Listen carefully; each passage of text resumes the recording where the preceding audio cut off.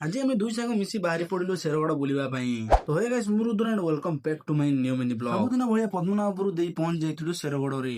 आपण माने तो चिलिकार सायंतन दृश्य देखिथिबे किंतु केबे आम शेरगड़ सायंतन दृश्य देखिचंती ताहले थरे संध्या समय मार्केटिंग करबा को आसंतु। संध्यार ए सूर्य किरण मार्केट सौंदर्य को दुई गुण कराई दउछि।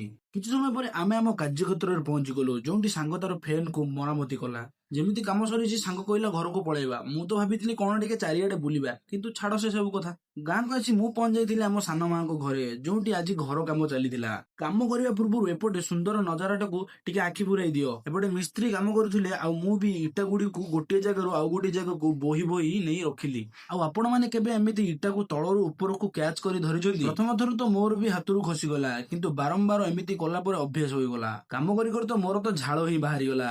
तो एया थिला आजिरो मोर दिनचर्या। पुणी देखाबा आउ गोटे नुआ भिडियो रे। रहिली जय जगन्नाथ।